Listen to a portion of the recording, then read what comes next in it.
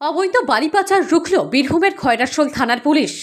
খয়রাশোলের গোষ্ঠডাঙ্গা এলাকায় আটক করে অবৈধ বালি বোঝাই 3টি বড় লরি, যার মধ্যে একটি 18 চাকা ও দুটি 16 চাকার বড় লরি।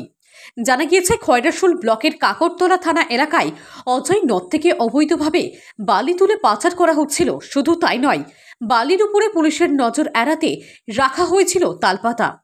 খয়রাশোল থানার পুলিশ গোপন সূত্রে খবর পেয়ে আগে থেকেই গোষ্ঠডাঙ্গা এলাকায় হাজির ছিল। পুলিশ দেখে লরি ছেড়ে পালিয়ে যায় চালক ও খালাসিরা। কারা এই অবৈধ বালি পাচারে যুক্ত রয়েছে তা গাড়ির নম্বর ধরে খুঁজে বের করার চেষ্টা চালাচ্ছে খয়রাশোল থানার পুলিশ। অন্যদিকে অবৈধ কয়লা বোঝাই 4টি মোটর বাইক আটক করল বীরভূমের সদাইপুর থানার পুলিশ। 4টি মোটর বাইক থেকে উদ্ধার হয়েছে প্রায় 20 কুইন্টাল অবৈধ কয়লা। পুলিশ সূত্রে জানা গেছে, দৌরাজপুরের গোপালপুর গ্রাম থেকে অবৈধ কয়লা বোঝাই করে 4টি মোটর বাইক গ্রামের রাস্তা ধরে পাচার হচ্ছিল।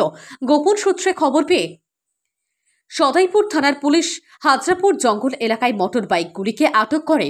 পুলিশ দেখে অবৈধ কয়লা সহ মোটর বাইক ফেলে পালায় পাচারকারীরা। প্রসঙ্গত, চোরা পথে এই অবৈধ কয়লা খয়রাশোল ব্লকের বিভিন্ন এলাকা থেকে নিয়ে এসে দৌরাজপুরে জড়ো করা হয় এবং তারপর সেখান থেকে অন্যত্র পাচার করা হয়। বেশ কয়েকবার হাত বদল হয়েই এই পাচার চলছে।